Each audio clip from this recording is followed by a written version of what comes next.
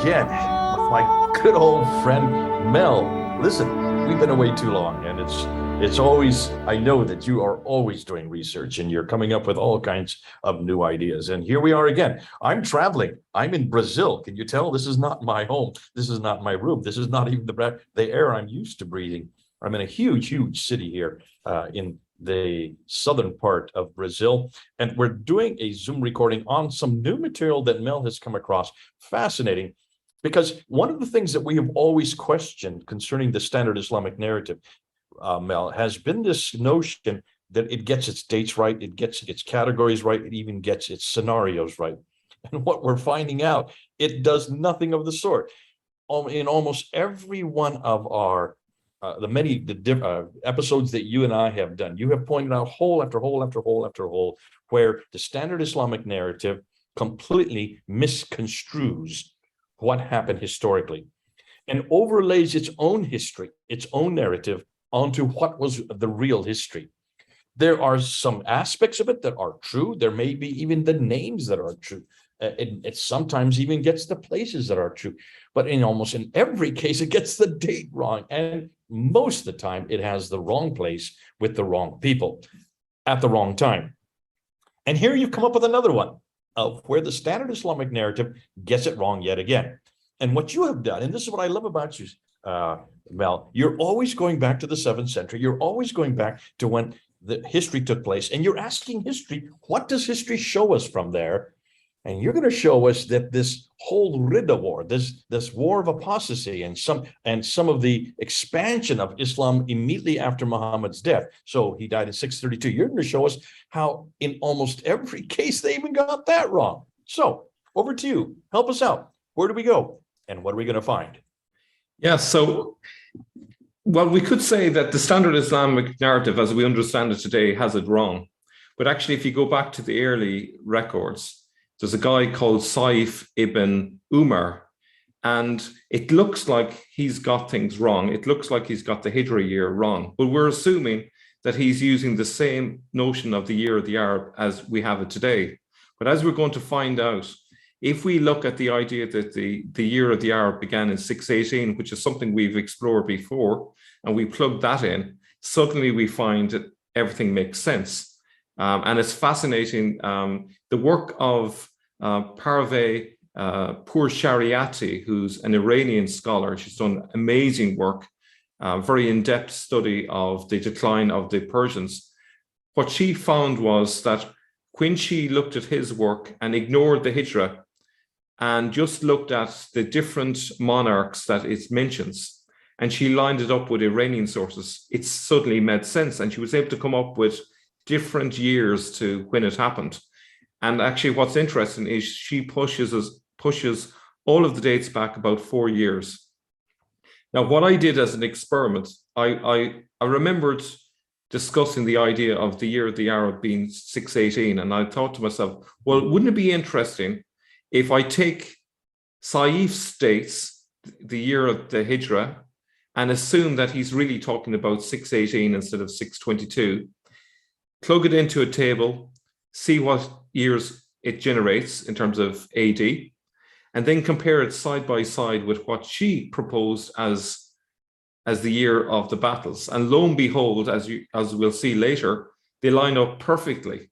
And I think it's beautiful because it shows that what she was saying based on a different set of evidence lines up with what I've been saying in terms of looking at 5 sources which talk about the year of the Arab being really 618 and not 622.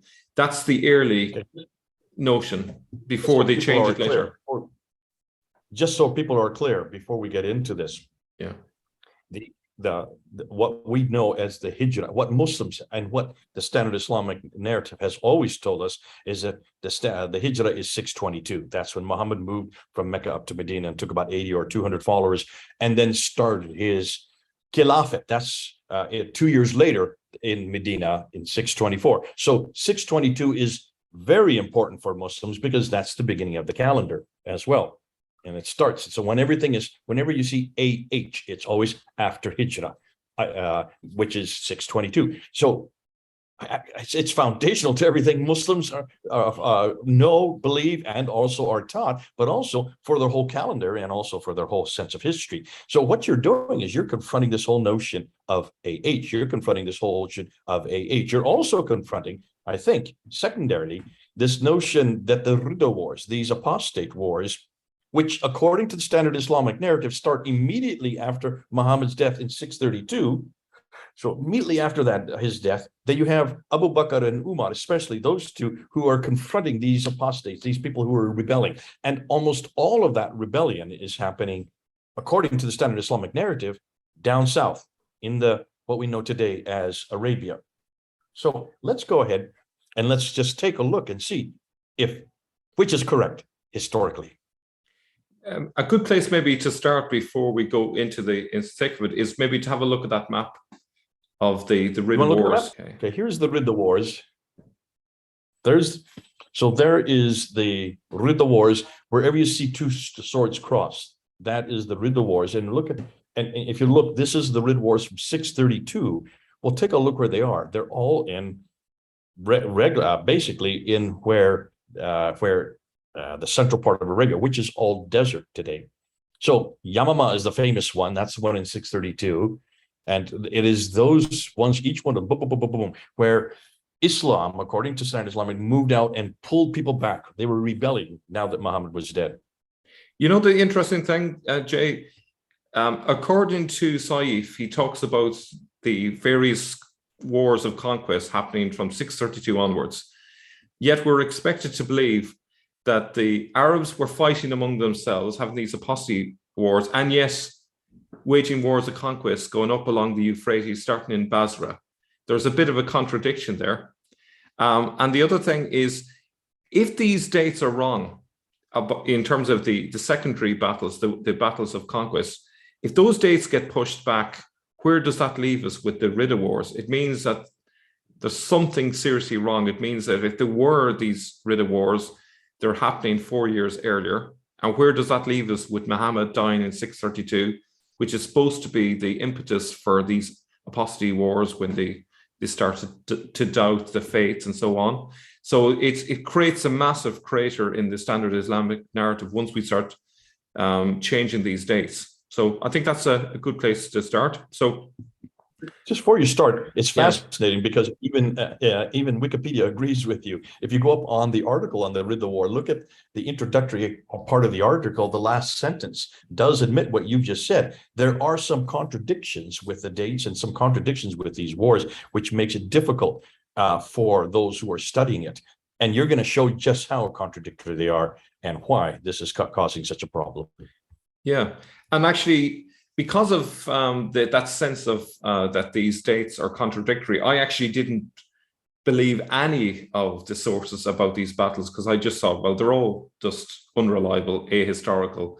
But what's interesting is Pourshariati makes a brilliant case when she actually looks at the politics that was happening in Persia and looks at Sayf's account.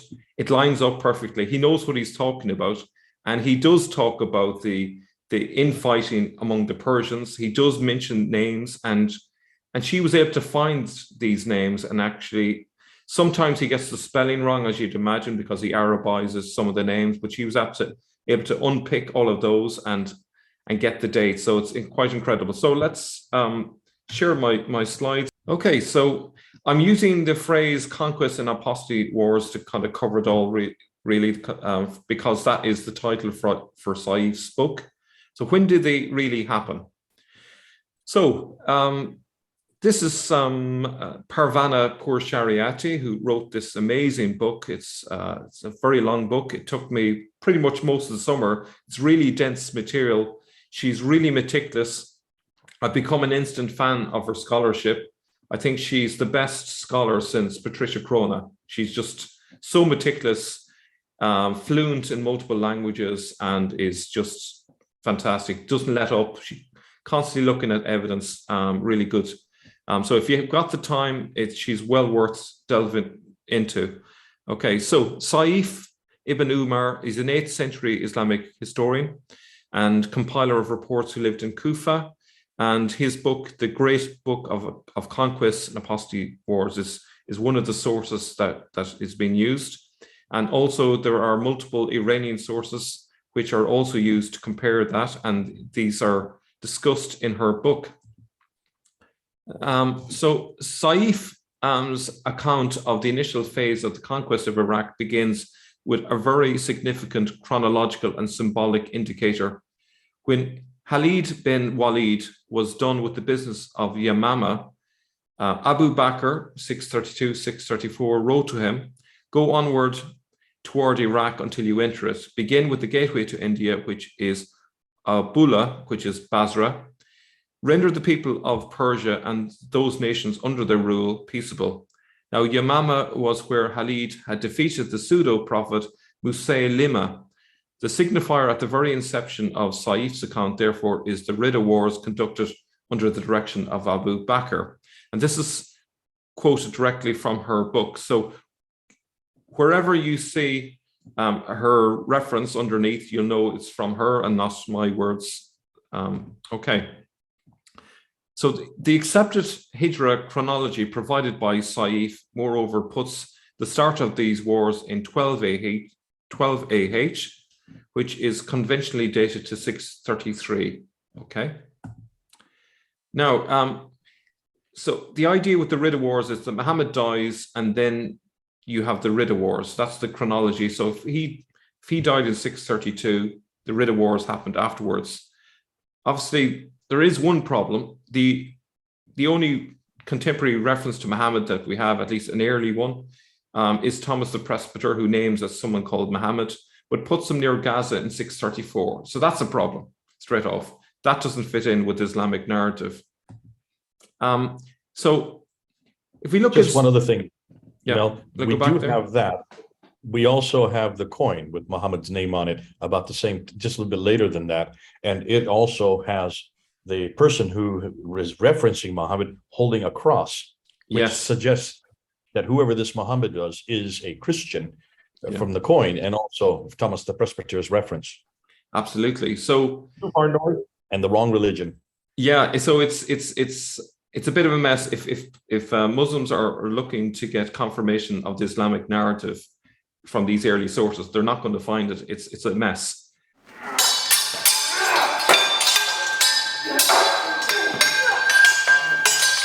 If we look at this first battle, then the Battle of Basra, essentially, if we use the word today, the Sin would place it in 633. So here's what Pourshariati has to say. Now, these raids, as they're called, are described under the year 12 of Hijra and are said to have been directed by Abu Bakr after the defeat of Musaylama. Who were the Persian commanders participating in the Battle of Abula, however? And what are the Sasanian chronological indicators for this battle? So she asked the question that so many scholars have ignored. It's asked the honest question. Well, who was running the show in the Persian areas at this time?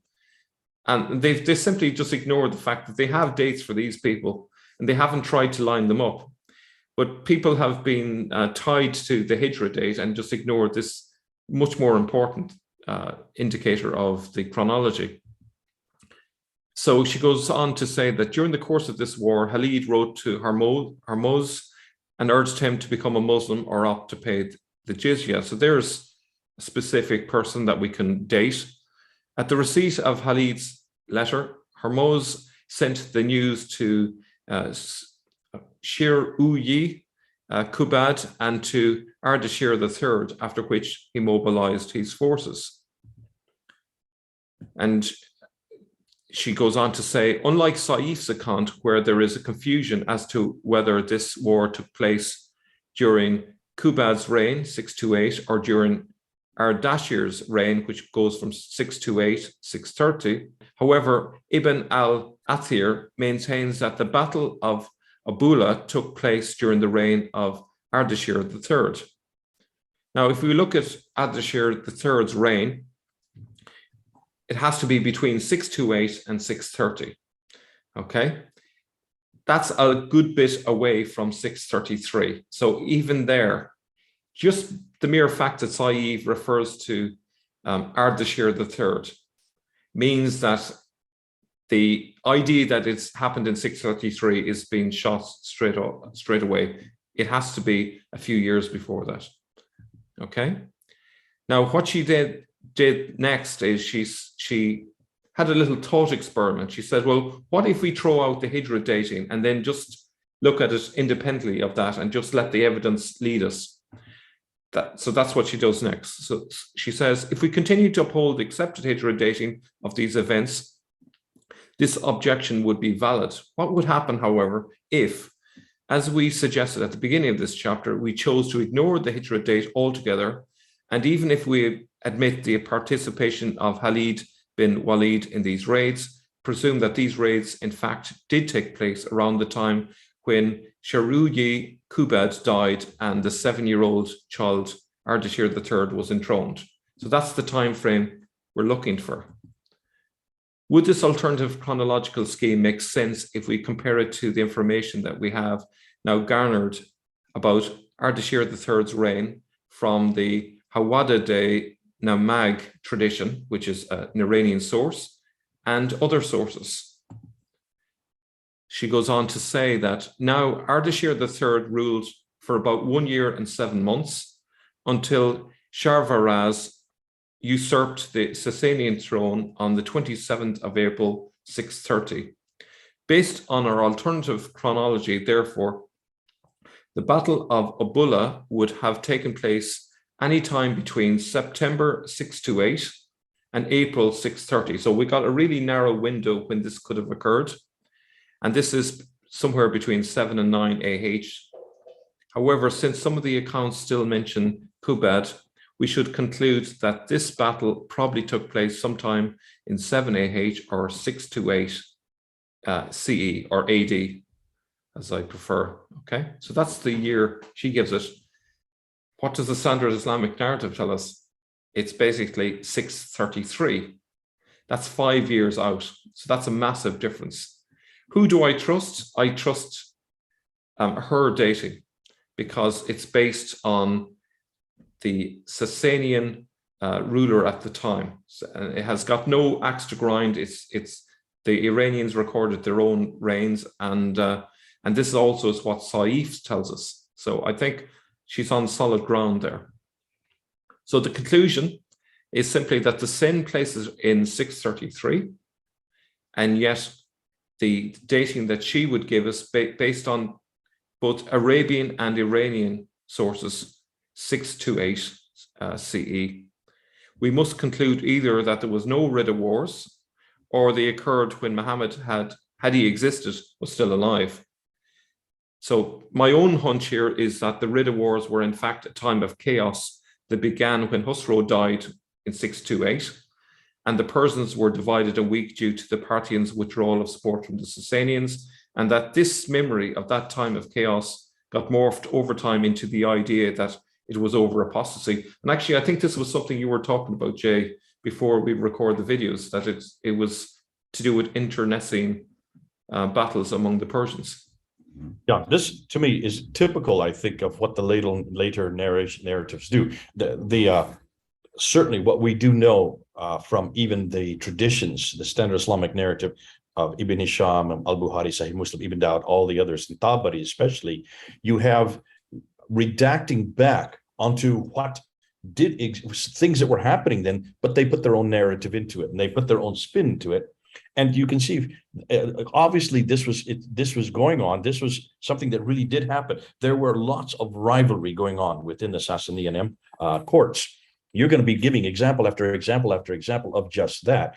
Taking and knowing that that existed, they just interposed it into the apostasy wars, into the Riddle Wars.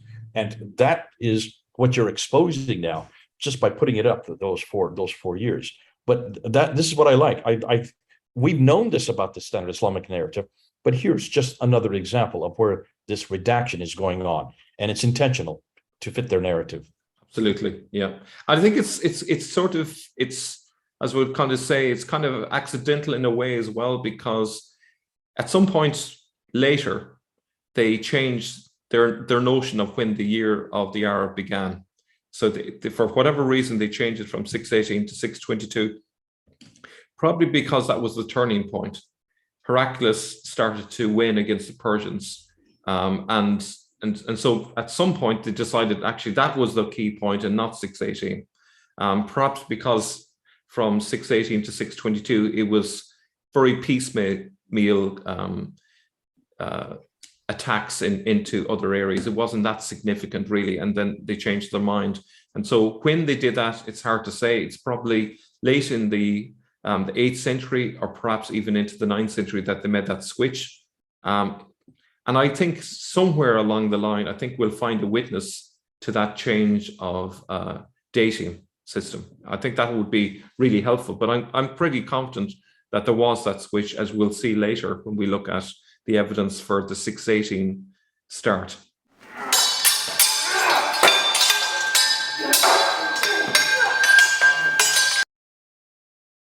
Okay, so we're going to move on to our next battle, the Battle of Dat al-Salasyl.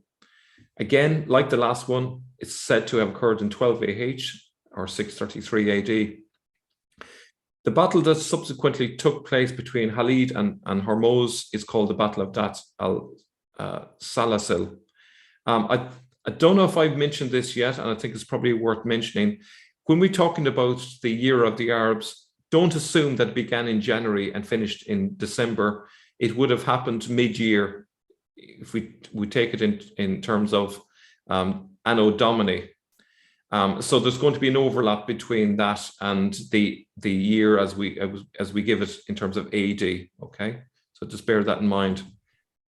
She says, significantly, Blankenship notes that this battle, which is reported only by Sayf, has the same name as the expedition of Amir bin Alas in the year 629, where it refers to a place.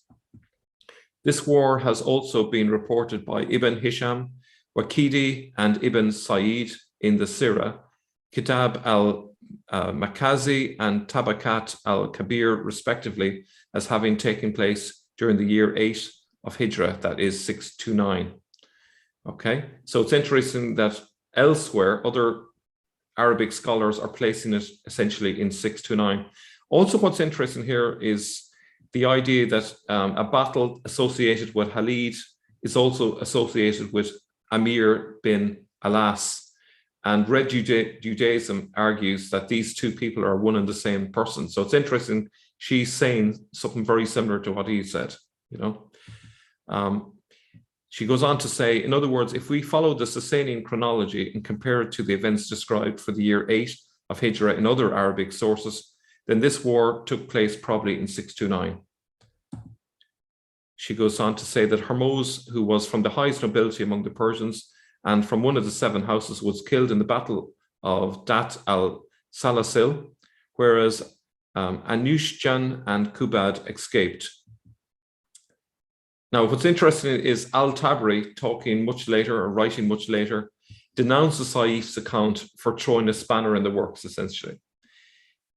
She says, towards the end of this narrative, furthermore, Tabari takes the rare and unusual step of denouncing Sayf's story, observing that the narrative as we have it is different from what the true traditions have brought us.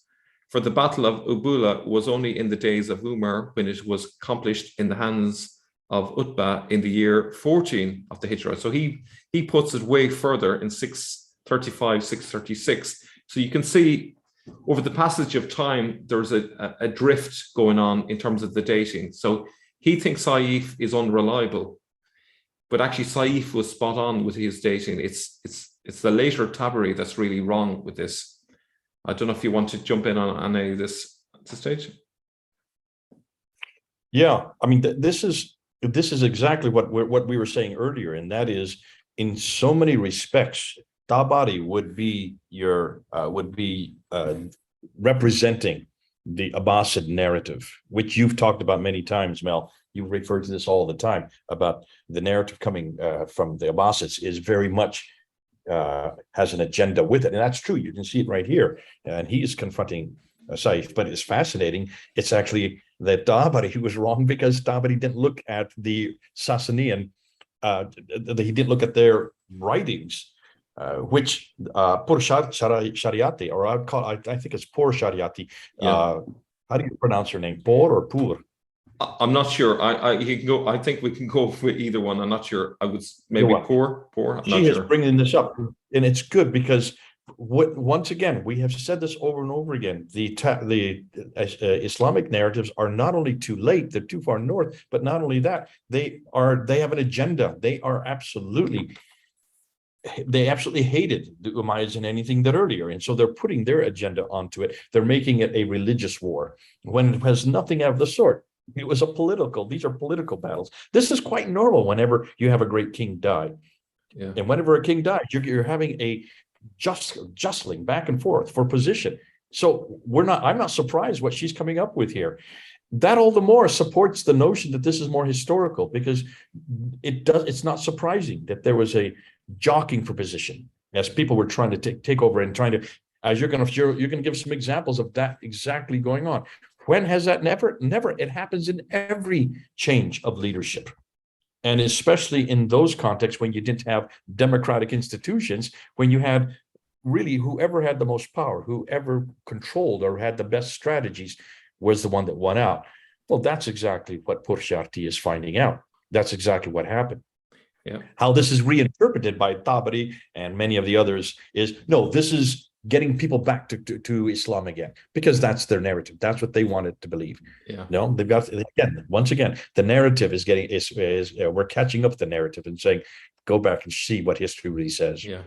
If you go back early enough, you're going to get closer to the truth. It just makes logical sense. You know, the further you go ahead in time, things get shifted, things get distorted, and so forth. Okay, so I'm going to embellish all the rest. That's what you would expect. Okay, back to you again. So, the conclusion then for that battle, the Sen says it happened in 633. Al-Tabari says it happened 635 to 636. However, she has found that it happened more likely 629 AD, or 4 years earlier than the Sen.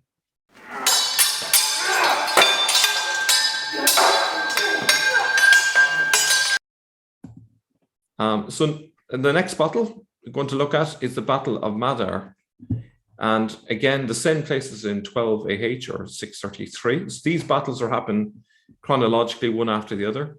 She says that according to Sayf, when Khalid bin Walid had written to Hormuz, urging him to become a Muslim or pay the jizya, Hormuz had in turn written to Shuriyi, Kudad, and Ardashir III and informed them of the content of the letter and the fact that Khalid had set out from Al-Yamamah against him. The child Ardashir III allegedly responded to Hormuz's warning of impending warfare by sending one Karen to his aid. She says that the internal evidence provided by Sayf on both of the major figures involved in the Battle of Makkar and his contention that these were active during the regency of Ardashir III, 628-630, continues to tally with the course of events transpiring in Iran as we have reconstructed these based on the Hawade Namag tradition. And she goes on to refer to the internal logic. She says that presumably before reaching Hormuz, however, Karen and his forces hear of his defeat and death, since Hormuz had been killed in the Battle of Dat al-Salasyl, which took place prior to the Battle of Makkar. The army commanded by Hormuz needed indeed a new commander, hence the dispatch of the Parthian general Karen. And she argues that Sayf's knowledge is sound. He knows what he's talking about. Karen arrived at the scene only to intercept the remnants of the fleeing army of Hormuz. Faced with the withdrawal of Sasanian forces, they encouraged each other to turn to the fight once more. Who were these people encouraging each other? Sayf provides crucial evidence. The remnants of the forces of Al-Hawaz and Fars said to the remnants of Al-Sawad and Al-Jabal, if you split up, you will never join together afterwards. Therefore, join together to go back to fight once more. So what we can see here is that the Persians had two camps, as it were, and they're encouraging each other to remain united. So she goes on to say, two groups of people are here distinguished. The forces of Afaz and Fars, and 2, the forces of Sawad and Jibal. As the regional power of the Pahlav was partially in the north, here identified with Sawad and Jibal, under the leadership of Mahadar, Justnas, and Karen, it follows that the forces of Hormuz must have hailed from Avaz and Fars, that is, from the Parsic domains. So just a little note before going any further. So the Pahlav are the Parthians, so they typically were up in the north. The Parsic were the Sasanians, and they would have been further south, okay, just to make it a little bit easier. Hence, we are dealing here with a regional distinction. Just so people know, when you say south, you don't mean Central Arabia, you mean south and east. So you're talking more about what it to where today Iran would be. Yeah, we're talking about south in terms of Iran, not in terms of Arabia here, because we're talking about the Persians. Yeah. I know, just so people don't get confused.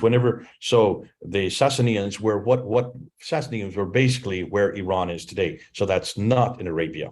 Yeah. So hence we are dealing here with a regional distinction, north versus south, onto which a different sort of division is superimposed, the Pahlav versus the Parsic. Okay, so a lot of people think of the Iranians as one monolith, but actually there were regional powers, and the Sassanians had been ruling for centuries. The earlier rulers had been the Parthians, and they were, at this stage, they were second base, as it were. They didn't have the power, but they wanted to be in power. And so there was a natural tension between these two. Now that the Arabs were attacking, there was obviously an incentive to unite, at least temporarily, so that they didn't lose their kingdoms. But, their unity didn't hold out very well, which is why the Arabs took advantage. She goes on to say that Hormuz was defeated and killed in the Battle of Dat al-Salasyl, which according to some sources took place during the year 8 of Hijra, 629, precisely during the rule of Ardashir III. When Hormuz died and his army was on the verge of withdrawing, however, the regional armies warned each other that to disperse would mean disaster. The command of the forces was then taken over by the Parthian general Karen. So in conclusion with all of that, we can see again that there's a mismatch. The Sen says that this battle happened in 633, but if we look at both the Arab sources and we look at the Iranian sources, we see a date of around 629 to 630. So big difference between the two.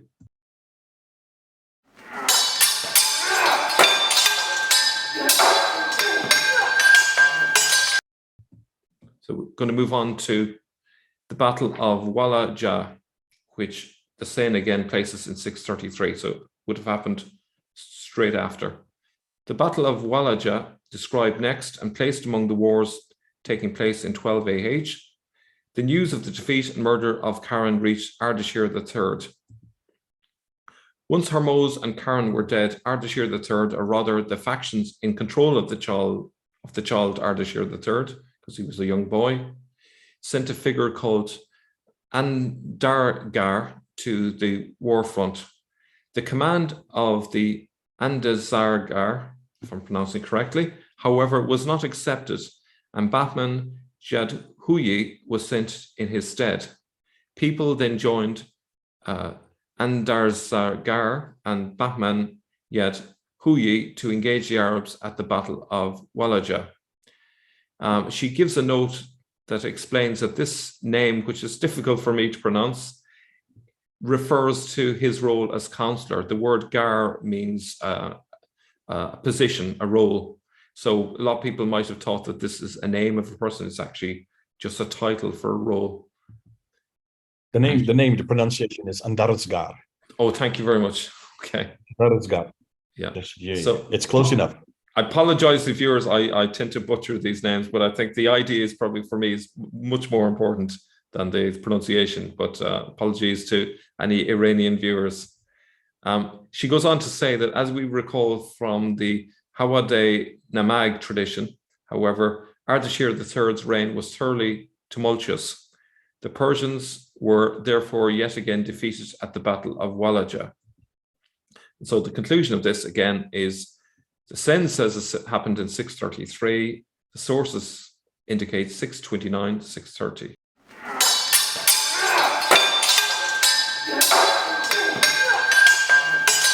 So our next battle is the Battle of Ulays, which occurred in 633 again. So these are literally just very quick battles happening, straight after each other.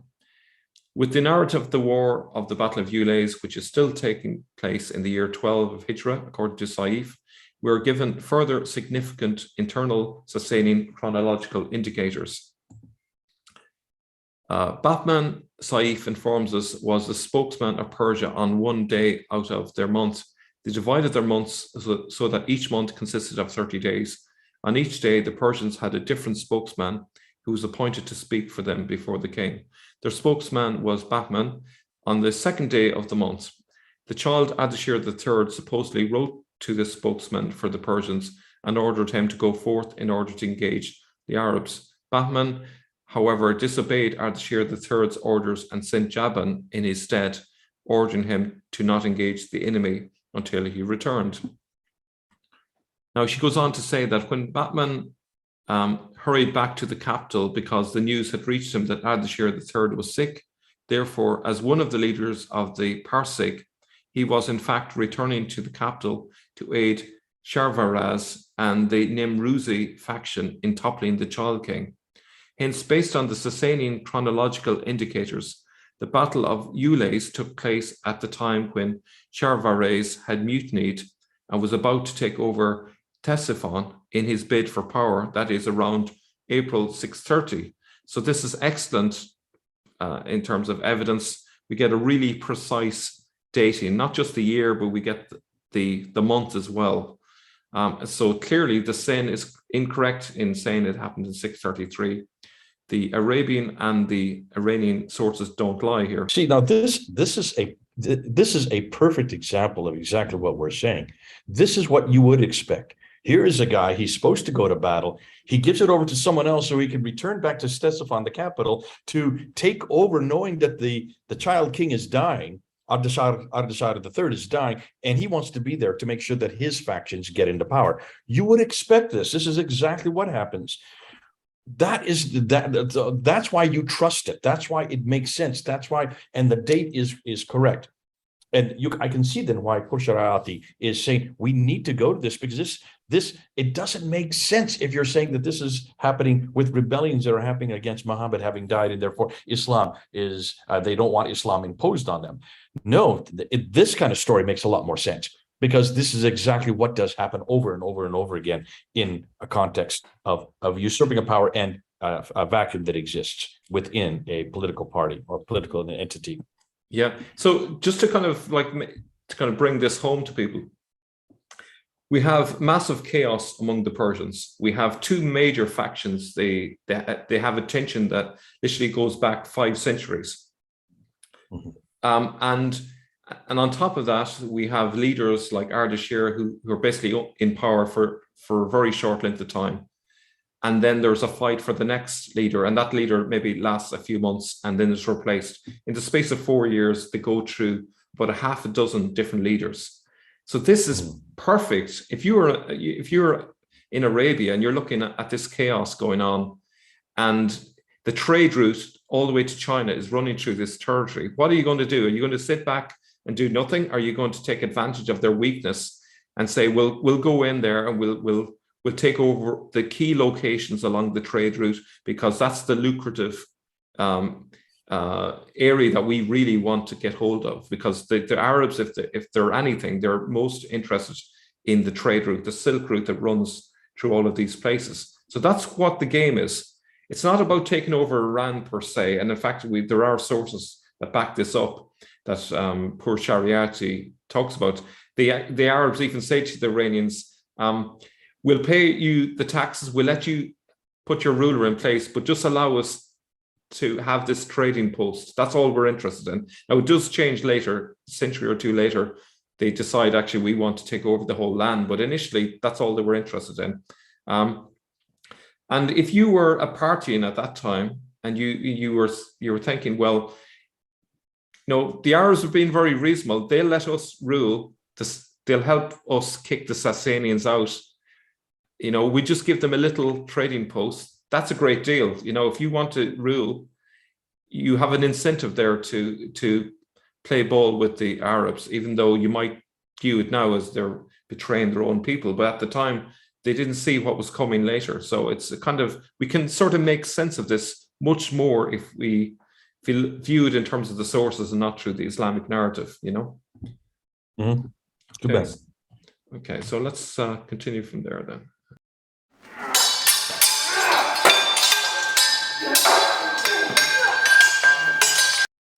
Right, so the next battle is the Battle of Makkar. I wasn't able to get a definite on where the location is, but I'm supposing that it was around the Hijra area, or Kufa, around that sort of neck of the woods. But if anyone out there knows exactly where it is, please just confirm if I'm right or wrong. But it certainly makes logical sense to place it there because of all the other battles going along the Euphrates. But in any case, Pourshariati says in the Battle of Makkar, which according to Sayf took place subsequent to the Battle of Ulays, Azad B, the Marzban of Hijra, who also fought at the Battle of Abula, set out to dam the Euphrates. Azbi, however, also impelled to flee by the news that reached him about the death of Ardashir III, as well as the defeat of his own son. So the mutiny of Shahvaraz, with the collaboration of the Parsec against Ardashir III in 630, therefore seriously interrupted the Iranian defense against the encroaching Arabs. The series of defenses put up by Bahman, Jaban, and Azad B were disrupted by the factionalism engulfing the Sasanian domains, preoccupying the three armies of the realm: the army of Atrapatkan, connected with Azerbaijan, of Shahvaraz, and of Nimruz. This allowed the Arabs to take the region of Hijra through skirmishes and negotiations. Essentially, because the Persians were so divided, the Arabs basically were able to take over this area. The Persians would have easily have defeated them if they had been united at this time. As the piecemeal affairs against Hijra were taking place and Khalid had conquered one side of the Sawad, Sayf informs us he sent a letter to the Persians who were then at Al-Madain or Ctesiphon, disputing and supporting different parties because of the death of Ardashir III. So to conclude, we see there that the dating is clearly 630.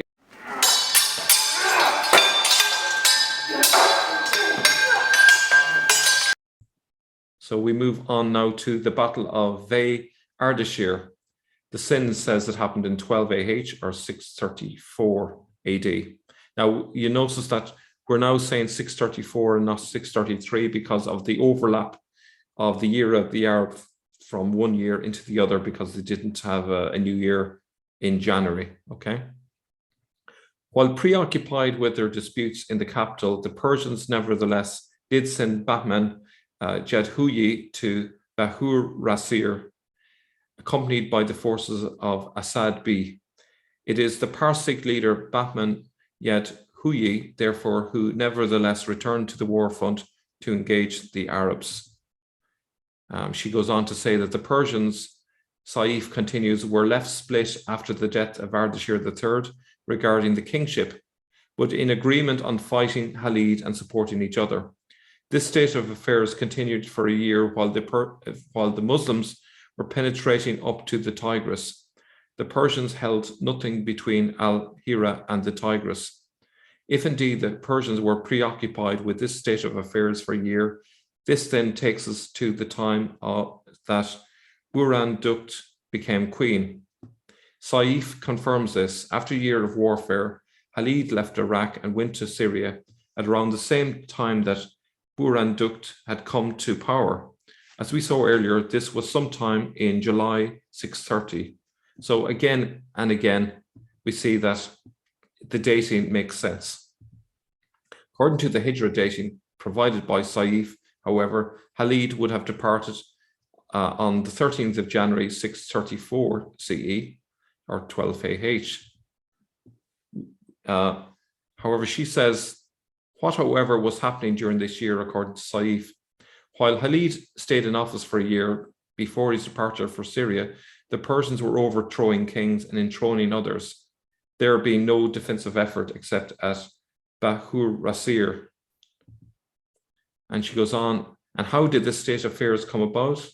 That was because Seruhi Kubad had slain all his male relatives descended from Khosrow II, and the people of Persia had risen after Kubad and after Ardashir. So what makes, much of the chaos is the fact that the descendants of Khosrow II were slain, which led to a dispute over who then is entitled to take up the throne. There was no clear front runner as a result.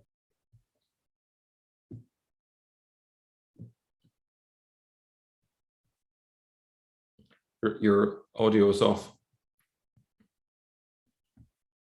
Sorry, go ahead, bring that up. Okay, so I don't know if you want to comment on this, but basically we spoke about the fact that the Persians were divided, but a very important reason why they were divided, apart from the division between the Parthians and the Sasanians, was the fact that Khosrow's descendants were being killed off, and so therefore it was open to both sides then to push forward a new contender, but none of them had a natural right to rule, and so therefore it was open season in terms of who should rule. That was part of the reason for the chaos at that time. Yeah. Now this is what happens whenever there is a vacuum, and in this case there is a vacuum of power, and legitimately so. You can then understand why people were leaving battles, why they were coming in and they were confronting others, because they wanted to make sure that their family, their people, their party was in power. So nothing surprising here. This is history 101. You'll go to any part of the world. This is not unique to the Sassanians, but fascinating that this is not how the standard Islamic narrative puts it or looks at it. Absolutely. So they've got a sense there was chaos happening. They put it down to an apostasy war. So they put it in Islamic terms, but actually the reality is it's purely, as you said earlier, it's a political issue. Okay. The comeback that Muslims may say, and I could understand that, is, well, okay, apostasy war, Islam is a political nature. It's a political beast. Therefore, apostasy is not just something that's theological, it's also political. And that when you confront the man, you're also confronting the God, and you're confronting the whole political structure. You're confronting the Khilafat. So to confront the Caliph also confronts the Khilafat. That's what their comeback is. In this case, there's nothing about a theological caliph in this case. These are kings who are vying and jockeying for power, similar to what would happen in every exchange or every movement. It's interesting that we're doing this recording on the day that just the day after the Queen has died and the King of England or Britain has now come to power. Yes. And I just noticed that a few minutes ago that he's bringing in some real changes, some new changes in his first speech. This is going to cause some furore in certain quarters. If it has happening even today, we're seeing it happen even today as we speak. Yes. Then why are we surprised that this should be happening among the Sassanians back in the 7th century? Yeah. And I suppose one last point on this is just simply the chaos is happening among the Persians. It's not happening among the Arabs. So it's not an apostasy war among Arabs fighting among themselves. It's the Persians where this is really happening. And somehow it got muddled up. And it's being projected onto the Arabs, which to be fair, yeah, Muslims will say that there is that chaos, and that's the Shiite-Sunni divide. Who does take over the power, the reign of power? Who does take the mantle of Muhammad? Is it his family or is it the ulema?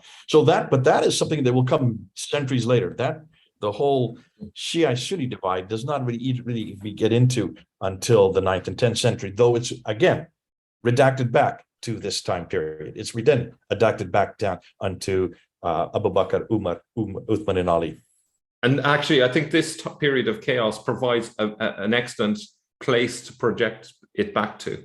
So they can use that as an origin story, if you like, for the later Shia Sunni thing. Oh, yeah, I hadn't thought of that. That's a whole new thing you can pull out of this. Well done, Mel. This could be, if you're having the heirs of Khusrau vying for those who would like to take power outside of Khusrau's heirs, could that be the model that then became the Sunni Shia divide? Yeah, I think personally they simply they're being ahistorical here. They have a dispute much later, develop at a different time for different reasons. They need to explain where the origin of this came, and they just simply say, well, here's the time of chaos. This must have been when it all happened. But if this really did happen, if you did have this idea, the one who should be in power should be the descendant of Khusrau, versus others who say no. That's what the Shiite Sunni divide becomes later on. You notice, and that's what it is today. Oh yes, I hadn't actually thought that one through. Yes, I see where you're going. Yeah, absolutely. Yeah. So could this be the model where that later became? It does make perfect sense. Yeah, it'd be interesting. And this really did happen, because that would be a huge question amongst the Sassanians: who does have legitimate power? It has to be someone within the family. Well, we know that because you're British. British know it always happens. You know exactly who is coming there next and who will be coming second, third, fourth, and fifth. Well, if that is the case, why then is there this problem at this time period in the 628, 629, 630? Why was this going on? Obviously, because this became question. There was a question: should we just follow Khusrau's lineage, or should we bring other people who are more capable? That is the question behind the Shiite Sunni, which then is what has been redacted back onto this. And I would suggest maybe that's where the model came from. Maybe that's where the idea came from. Yeah, excellent. And you know what I've noticed as well? If you just think about the parallel between Khusrau and the Muhammad character, if we accept this Hijra dating, that 618, then 4 years back from 632 is 628. Who died in 628? Khusrau II. So this period of chaos happened after the death of Khusrau II. And there's a dispute about who should lead. One party says it's the descendants of Khusrau, the same as with the Sunni Shia argument. It should be the descendants of the Prophet. Others say, no, it should be, other factions for whatever, and their own particular right to rule. So it's okay. The parallel is quite else. Yeah. I'm going to add something else to this. Yeah. Stop and look at the coins. Look at the coins at the period of Muawiyah. Look at the coins at the period of Muawiyah. Who does he have on the back side of his coins? I'm sorry, on the front side of his coins. Khusrau II. Oh, yeah. Is that also not a political statement saying that Muawiyah is making a statement here? That Muawiyah, because he is the one that makes these coins, and he only makes these coins in the mints that are in Iran. What is today Iran? He doesn't do this on the mints that are in the West. That are in where Syria. His coins are very clear. Those are Christian coins, and they have the cross, and he himself is a Christian. In fact, he puts that, and he says the contender of the faith on the inscription that he puts there in the dam there in Taif with the cross right there, and calls himself as the commander of the believers. Which ones? Well, look at the cross there, the Christians. But over there in the east, which is part of his territory, he is aware that this problem is going on. No wonder, maybe that is the reason why he puts Khusrau's image on it. Is that to say that it really is legitimate, that this context, that this confrontation that's going on, he's taking sides on this. Yes, that's a very good point.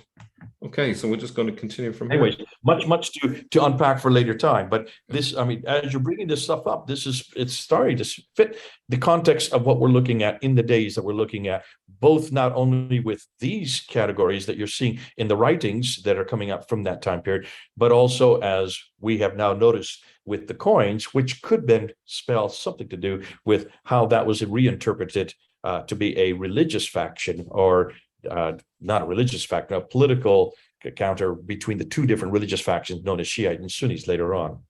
She says, what then happened to Khalid's correspondence with the kings of Persia?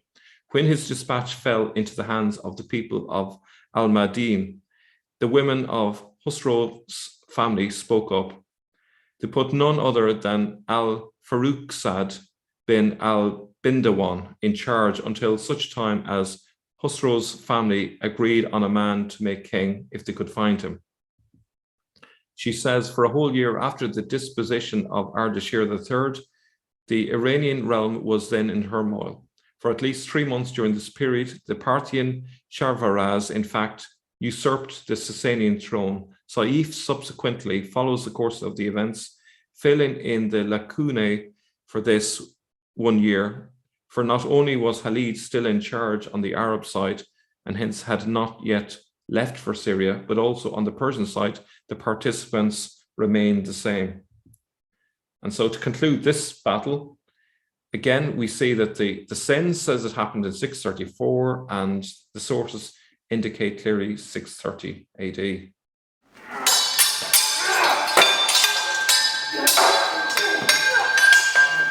We're almost there. In terms of the battles, we have the Battle of Anbar. The Sen says it happened in 634. Pourshariati says, as Sayf's prior report had insisted, during this time, Bahman Jadhuyi continued to lead the isolated war efforts of the Sasanians against the Arabs. And according to the sources, it occurred in 630 AD. So again, we see a consistent 4-year gap.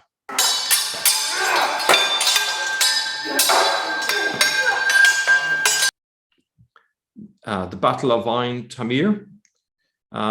She says the context of the subsequent Battle of Ain Tamir tallies best with the short period during which Shahrbaraz was in power, which she gives a very precise date again, April to June 630.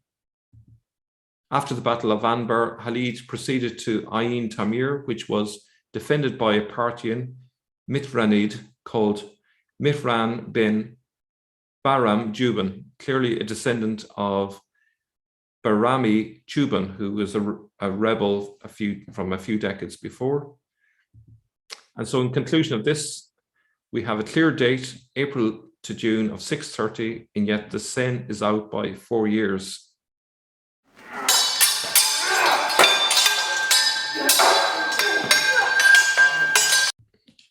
Now we have the Battle of Firad. The Sen says it happened in 634 AD. She says that although traditionally believed to have been in 12 AH, based on Sayf's Hijra dating, we propose that it actually took place during Shahrbaraz's short reign.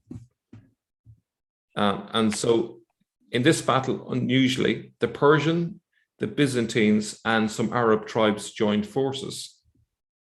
She says that an attempted cooperation between the Byzantines and the Persians at this juncture of history is quite plausible, for Heraclius, we recall, has instigated the Miranid Shahrbaraz to usurp the throne and had promised him manpower as well. She says that the Persians found order 1 year after Khalid had come to Al-Hira, a little after Khalid's departure under the rule of Shahrbaraz, one of the relatives of Khusro, and then under Sabur.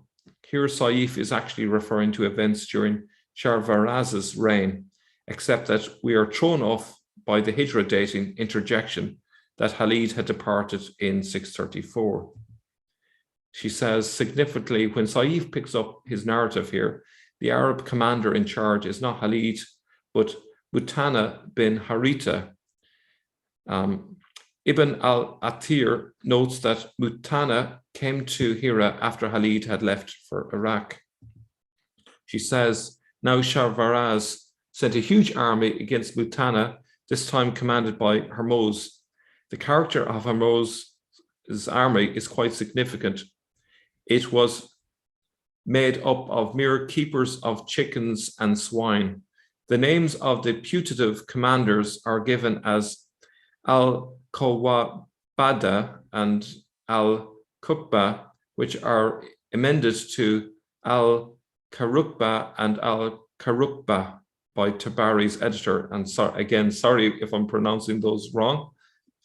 She says the whole point of the story, however, is that Shahrbaraz's army was made up of mostly plebeian soldiers. As Mutana observes, the rabble, who were nothing but keepers of chickens, and swine. Kab and cook are in fact the Persian terms for chicken and swine respectively, and the suffix bad means a guardian or a keeper.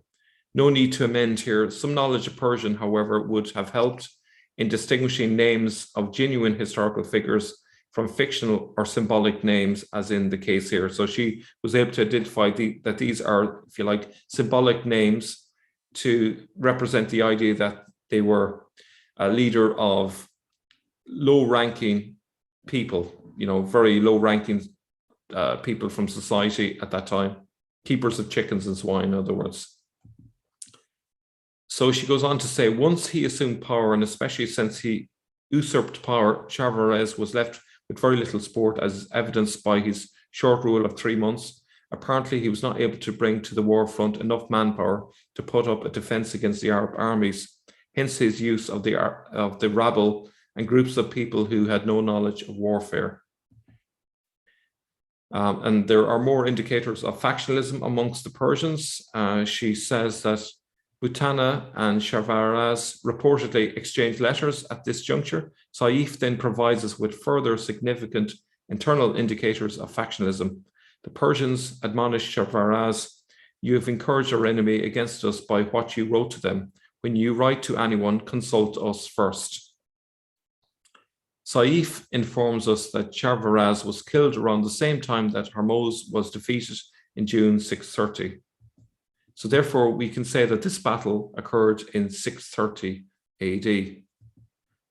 Now, so I'm obviously not going to go through all of the battles, but we have here a very useful table given by Pourshariati, and the section in red there, as you can see, are the years, the correct years, as it were, of all of the battles. She also has the various Persian rulers that were in place at that time.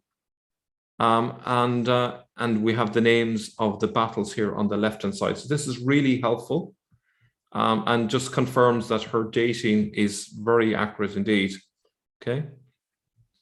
So I would suggest that the Sen narrative, the standard Islamic narrative here, has got these dates very wrong. They're about 4 years out in every case.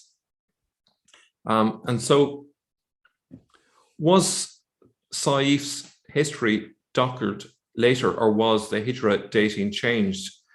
I think, as I mentioned really at the beginning, Sayf's testimony was accurate. It makes no sense for him to get the Persian monarchical rulers so correct and yet to get the Hijra wrong. I think when he mentions the Hijra year, he meant from 618 AD, not 622 AD. So we're going to move on to the evidence for why I believe the year began in 618 AD. Yeah. Okay, so here is evidence for why the Hijra really was 618. We got outside sources right up to 754 AD that claim that the year of the Arabs began in 618. So we got the Hispanic Chronicles from 754. It says clearly there, as you can see, the Saracens rebelled in 618, the 7th year of the Emperor Heraclius, and appropriated for themselves Syria, Arabia, and Mesopotamia. We got a second source, the Byzantine Arab Chronicle of 741, relying on the Syriac common source, and it says, in the 7th year of the aforesaid ruler Heraclius, the Saracens, in rebellion and hostile to the inhabitants of the provinces of the Romans, by stealth rather than by open attacks, incite the neighboring tribes. Now, they mentioned the 7th year of Heraclius, that works out as 618 AD. So that's two sources. We also have a Chinese source. And Go back to those real quickly. Yeah. In both cases, do you notice these are not Ridda at all? This is not Hijra either. This is rebellion. Notice what they're calling it. Yes. See, even this whole thing of a movement from one city to the other that the later standard Islamic narratives refers, that's what they're referring to. That's what the Hijra is. None of these chronicles that are referring to from both the Hispanic or Spain and the Byzantine Arab Chronicle in 754 or 741 refer to them as Hijra. This is rebellions against the powers that be. Again, this is a political act. Absolutely. And it's completely political. It's not, this idea that the immigrated from one city to another that's missing the point. Nothing about immigration here. You notice that? Nothing. No. Yeah. Now, obviously, if you rebel and go on various raids, there's a certain element of movement from one location to another, but it isn't specifically between two particular cities. I think this is... And certainly nothing between Mecca and Medina. No. The rebellions are all much further north. Yeah, absolutely. So we're talking really northern Arabia, Syria, and Mesopotamia, which is Iraq. Just so people know, whenever they refer to Syria or Arabia, Arabia in the 7th century had nothing to do with the central part of Arabia today. It's not the Arabia we have today. It's Arabia Petraea. Arabia Petraea was always the northern part of Arabia. The part where Mecca and Medina, where supposedly all of this is supposedly happening, is called Arabia Deserta.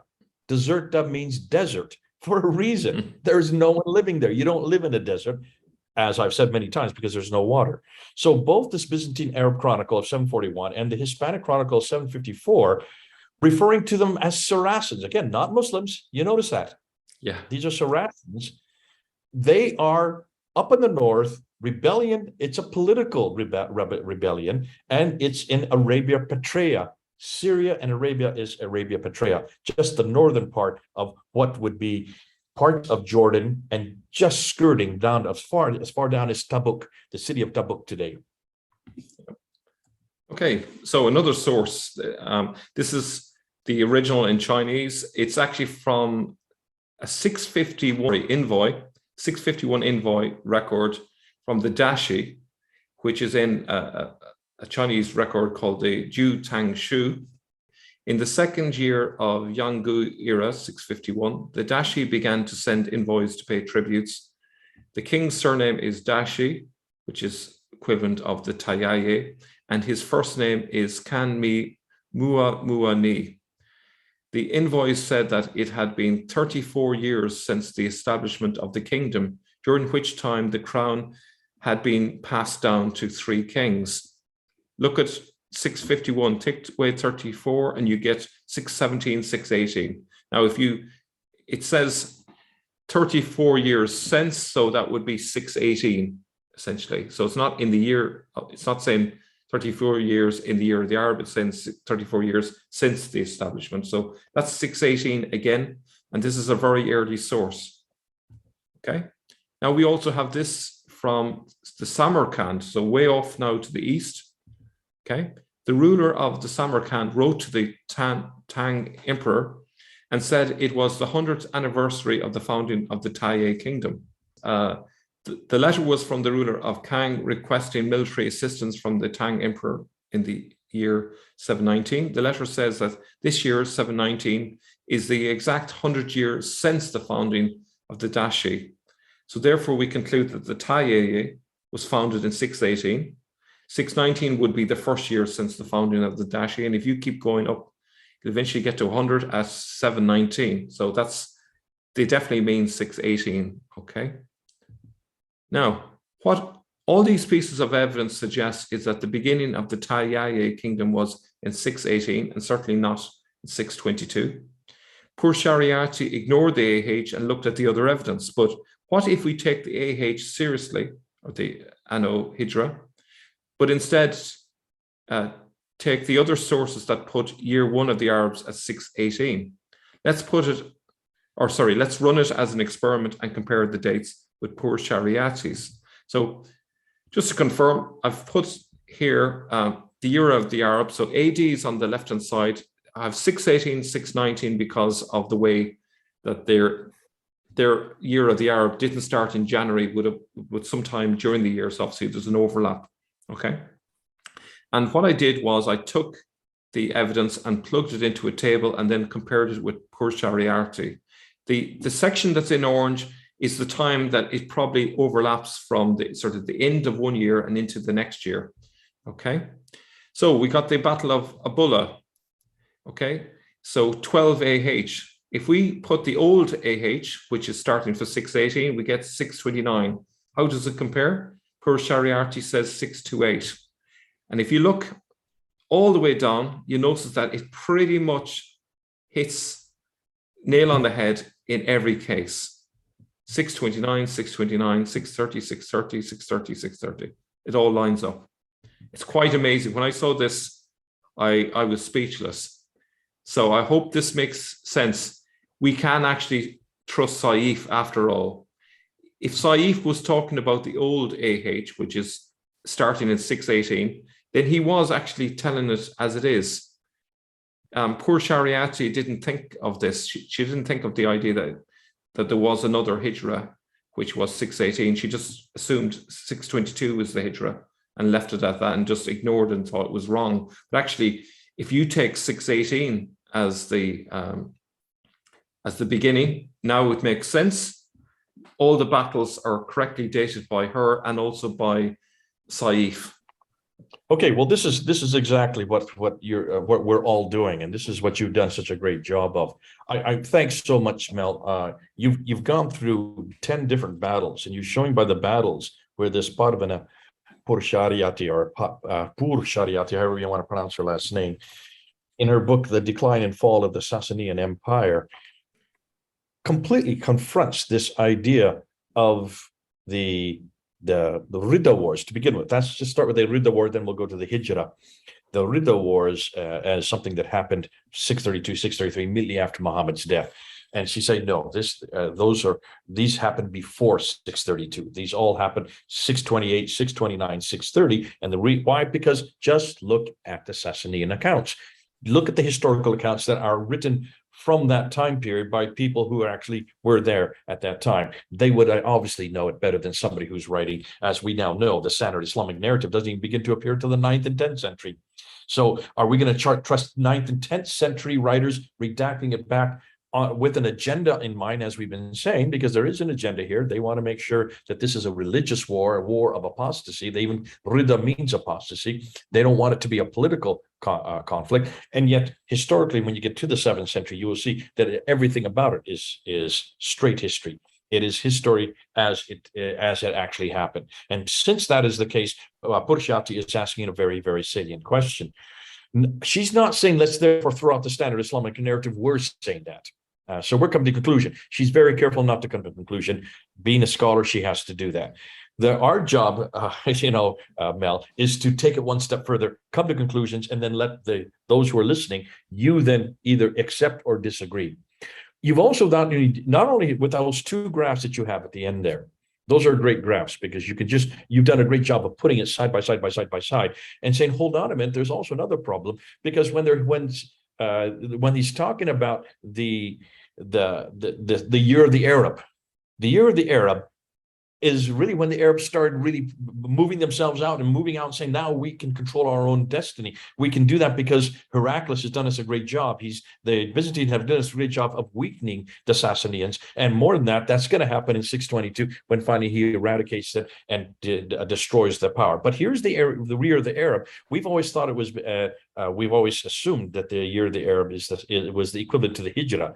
And that's why she just threw it out. Pourshariati just threw it out because it doesn't fit. What you have done is you've gone one step further and said, hold on, it does fit if you look at these 4 documents. And I love it. You got the document of the Hispanics from 754. You got the Byzantine Arab document from 741. You have the Chinese, way as far as China, from 651. And then you have the Samarkand document from 719. In every case, if you follow back what they're saying, because they are actually having contact with these people. The Chinese are having contact with these Daesh. The Samarkand, all those people, they know what's happening there, and they're speaking about this. And in every case, when you look and see the years that they are putting it into, it puts it back to 718, 719, between those 2 years, which then would make it about 4 years prior to what then later became the Hijra. So it is a second Hijra that you're adding to this debate. Thank you for that, because that now makes sense. So you've gone one step further even than what Pourshariati does. I'm not surprised. You tend to do that anyways. You kind of take what people say and say, well, you haven't you haven't filled out the whole problem. There's still another problem. That is, what are we going to do with the dating of the year of the Arab? Thanks for doing that. That makes a lot of sense to me. And I think because of what you've done here, this is just showing yet another nail in the coffin of the standard Islamic narrative. The standard Islamic narrative not only gets its history wrong, it gets its dates wrong, and it's wrong people. And in this case, it even is confused as to what's going on. A political tussle that's happening in a void that exists makes sense. But it's a political tussle nonetheless, and they make it into a religious entity, a religious reformation, you might say, when even the documents from that time period don't refer to it as a religious reformation. They call it a rebellion not by Muslims, but rebellion by the Saracens, which all the more suggests, let's go back to the evidence from the 7th century. Let's go back to the evidence that existed at that time, and let's follow where that evidence leads. You've done a great job by doing that today. Thanks so much, Mel. This has been fun. I think one of the things I'd like to draw out from this is something that hasn't really been thought about. It's this idea that the Hijra dating had to have been changed at some point, because there's clearly a record there of thinking of it starting in 618. We saw, a record from 751, I think it was 752. Even the historian Sayf, who we read from today, he dies towards the end of the 8th century. So he's still operating according to the old AH. Yeah. So the new AH must have come in later, the 9th, 10th century. Who brought it in? I don't know. It was certainly an Abbasid leader.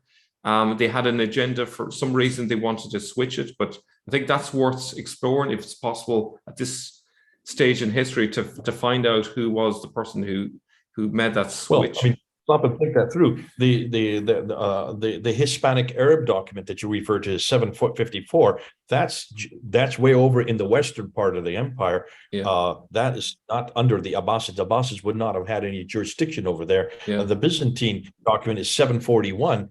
That's even before the Abbasids come into power. Sorry, the Abbasids come into power in 749, really 749, 750. Yeah. So you can see that even predates that. So that makes sense that they would not be under their jurisdiction and they would be a lot more clear and a lot more accurate in the dating that they're giving. Yeah. Great stuff. Yeah. Okay. Listen, thanks so much, Mel. Now, first, people, you're going to have some reactions. Mel's putting this up on his site. I'll be putting up on my site. He go to Origins. That's his site. Those of you who are there are already seeing him on Origins. Others of you are in Pfander Films who are watching it here. Make your comments, and both Mel and I will be looking at the comments. And try to respond to them as best we can. It's been a long time since we've had you here, Mel. Great to have you back again. Let's go ahead and let's get some more of this stuff up and let's let people react to it. God bless you. This has been great. I'm here in Brazil, 4 hours ahead, behind you. You're always ahead of me, and you're way over there in Ireland. It's good, and yet it looks like we're right next door. We can shake hands. Thanks so much, Mel, for coming on board. Thanks so much for introducing this to us, and thanks so much for bringing me along with you. This is Mel and Jake, thousands of miles apart, over and out.